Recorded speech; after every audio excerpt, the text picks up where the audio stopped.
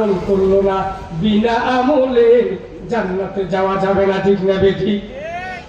খালেন দেখে হুজুর 2 নম্বর তো বুঝলাম, এবার 3 নম্বর দেখে লইলেন। এবার বলেন আব্দুল কাদের জিলানী রাহমাতুল্লাহ আলাইহি বলেন, আরে বেটা, এগুলো তো ওই মানুষ যারা হাসান চৌধুরী মাদ্রাসার ভিতরে মাহফিল শুনতে আসছে, তারা এক কান দিয়ে শুনছে আর এটারে ডুব দিল্লা কলজের ভিতরে ঢুকাইছে। আমার তবলিগের বাইরে বলে কি জানেননি, মুখের ইমানটা একটু বুকে আনেন। কথা বুঝেন নাই? আরে মুখের ইমানটা বুকে আনেন, একটু আদাত নিচে নামান। শুধু মুখে মুখে লা ইলাহা ইল্লাল্লাহ মুহাম্মাদুর রাসূলুল্লাহ বললে চলবে না, এটা অন্তরে বিশ্বাস করতে হবে, আমলে পরিণত করতে হবে, ঠিক না বেটি?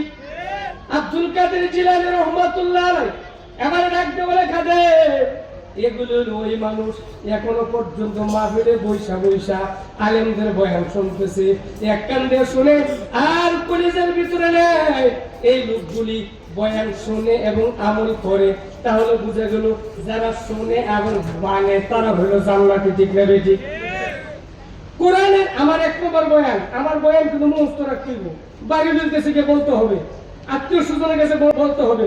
তাহলে আমার ভূমিকা প্রথম বয়ান কি? যাহা শুনিব তাহা ওইসে না, জোরে বলেন, যাহা শুনিব তাহা মানিব। সুতরাং যারা শুনে এবং যারা মানে তারা জান্নাতি। আব্দুল কাদের জিলানী রাহমাতুল্লাহ আলাইহি বলেন, যারা শুনে আর যারা কণ্ঠনালী দিয়ে কলবের ভিতরে ঢুকায় আর মানে তারা জান্নাতি। এই জন্য জান্নাতি মাথাটা আমার ব্যাগের ভিতরে ঢুকাই দিলাম। বন্ধুগো, আপনি যদি ইয়াকিন করেন আলেমদের কথা, কোরআনের কথা হইতে পারে, আল্লাহ রাব্বুল আলামিন আলেমদের জবানের একটা কথা যদি ইয়াকিন করিয়া বাড়িতে লইয়া যাইতে পারেন, হইতে পারে আল্লাহ তাআলা এই ইয়াকিনের কারণে আপনাকে জান্নাত দিতে পারে, ঠিক না বেটি? আরেকটা উদাহরণ দিয়ে আমি আমার মূল আয়াতের ভিতরে যাইতেছি। বন্ধু আমার, আমি আপনাদের এখানে বসে আমি কি করেছি? বিসমিল্লাহির রহমানির রহিম, ঠিক না বেটি? অর্থটা কি? করুণাময় দয়ালু আল্লাহর নামে আরম্ভ করে দিয়েছি।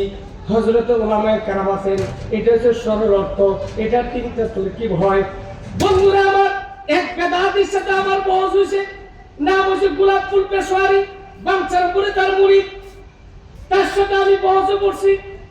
হ্যাঁ, কয় জুমার আজান দিতে হবে মসজিদের বাহিরে।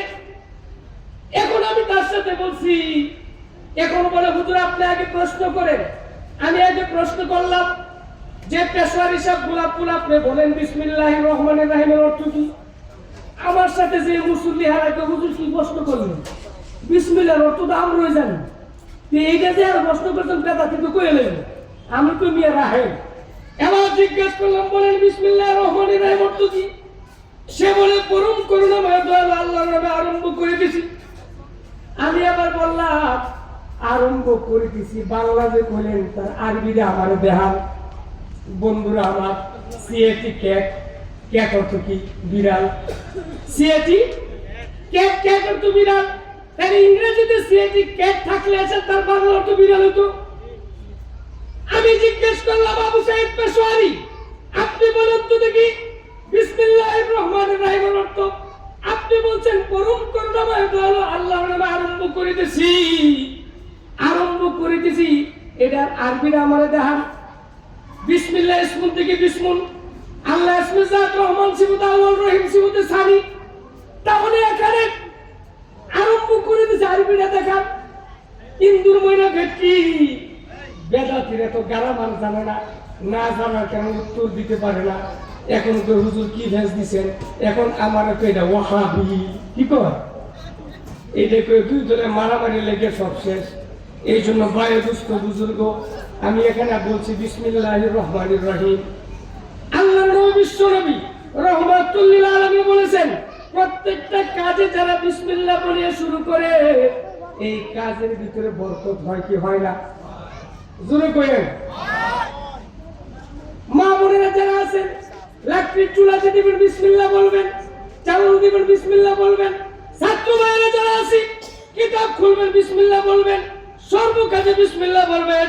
তাফসীরে মাযহারি আল্লামা সানাউল্লাহ পানিপতি রাহমাতুল্লাহ আলাইহি লেখেন যে নূহ নবীর আমলের ভিতরে একজন লোক ছিল, তার নাম হলো উসপালোয়ান। নাম কি? আমার কথা কষ্ট পাইতেছেন আপনারা? নাম ছিল উসপালোয়ান। 1 লক্ষ মতান্তরে 2,24,000 পয়গম্বরের সুন্নত হলো মেহমান লইয়া খানা খাওয়া। কিন্তু এখন আমরা মেহমান দেখলে ঘর তালা লাগায় জায়গা ঠিক নেবে কি? হুজুর গো, এত মেহমান আয়ে কুলাইতে পারি না। আমার নবী ডাকতে বলে, সাহাবীরা, মেহমান তোর খানা খায় না রে, মেহমান তোর বাড়িতে আরো বরকত লইয়া যায়। নূহ নবীরা বলে, এক ব্যক্তি 10টা রুটি নিয়ে বসা, মেহমান আসে না দেখে খানা খায় না। হঠাৎ করে লোকটা উসপালোয়ান আসছে, ভাই সাহেব কোথায় যাবেন? বাজারে আসেন আমার এখানে। এবার যখন আসছে, রুটির পেয়ালা রাখছে, ভাই আপনি বসেন, আমি গোস্তের পেয়ালাটা নিয়ে আসি। এখন গোস্তের পেয়ালা আনতে আনতে উসপালোয়ান হুদা রুটি 10টা খাইয়া বই রয়েছে। কিতাবের ভিতরে লেখে, আবার গোস্তের পেয়ালা রাইখা আবার যখন 10টা রুটি এক পেয়ালা আনতে গেছে, আইয়াছে হুদা গোস্তের পেয়ালা শেষ। কিতাবের ভিতরে লেখে, এমন করতে করতে 10 পেয়ালা গোস্ত শেষ, 10 পেয়ালা রুটিও শেষ। আপনারা বলেন, একটা পেয়ালায় 10টা করে রুটি হইলে 10 পেয়ালায় কয়টা রুটি পাইছা? 100 রুটিও শেষ, 10 পেয়ালা গোস্ত শেষ। জিগাই পাইছেন যাইবেন কোথায়? বাজারও। আমার ভলিউম শেষ। উসপালোয়ান চলে গেল। এবার উসপালোয়ান বাজার থেকে যাইতেছে, নূহ নবী আসতেছে, রাস্তার মধ্যে দেখা। এবার উসপালোয়ান কয়, আসসালামু আলাইকুম। ওগো আল্লাহর নবী নূহ। উসপালোয়ান, কেমন আছো? ভালো আছি। নবী গো, কত মানুষ আমারে দাওয়াত দেয় গো নবী, যদি নবীর বাড়িতে দাওয়াত খাইতে পারতাম মনটা বড় ভালো লাগতো।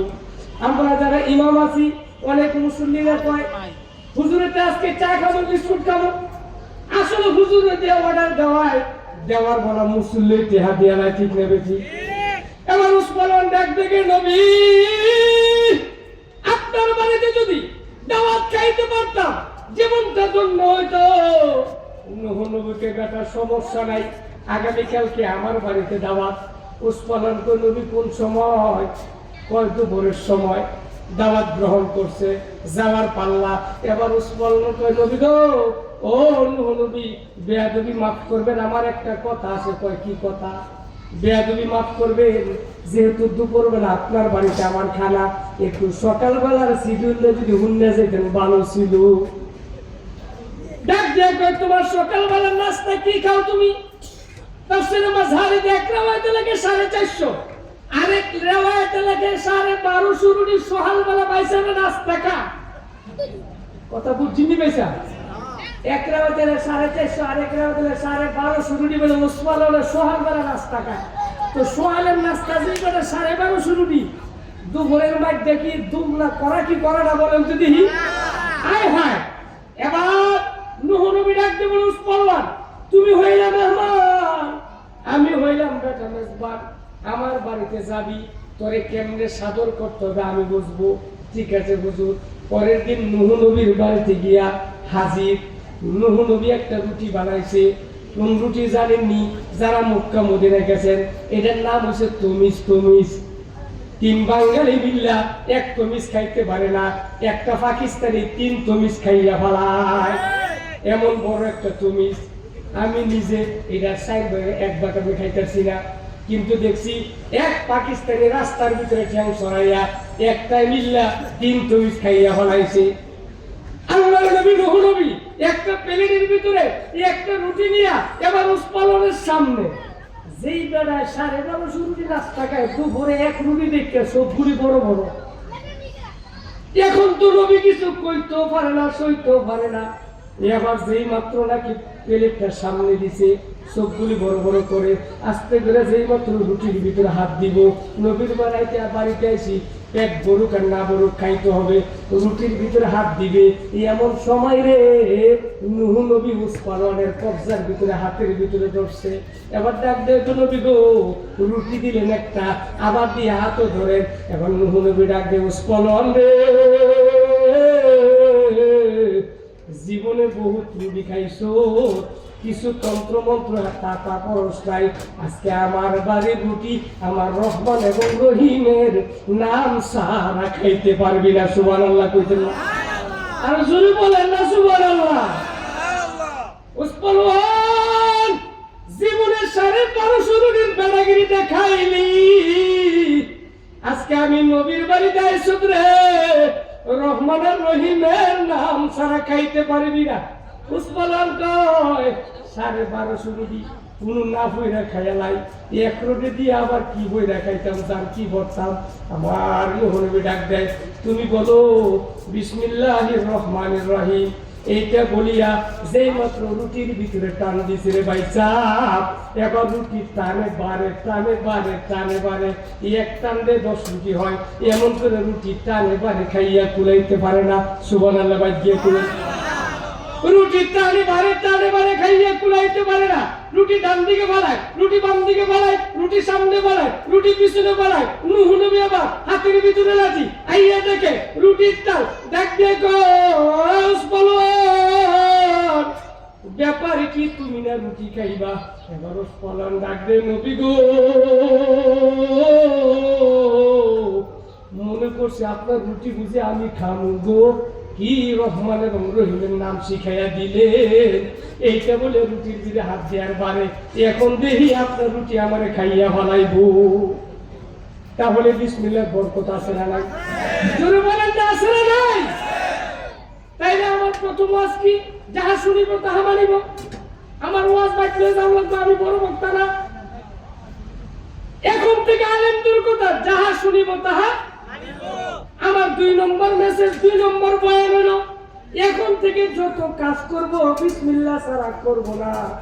ভাইয়ের দোস্ত বুজুর্গ, আলেমের বয়ান একিন করিয়া দেখেন ইনশাআল্লাহ, খোদার কসম করে বলি, কোরআন সুন্নাহর বয়ান একিন করিয়া দেখেন, আমার আল্লাহ দরিয়া পার করে দিব। বহুত ঘটনা পড়ছি, অনেক আল্লাহওয়ালা লোকেরা একিন করার কারণে, আমার আল্লাহর প্রতি বিশ্বাসের কারণে সাগর পারে গিয়ে গেছে, নৌকা লাগছে না। ঠিক না বেটি?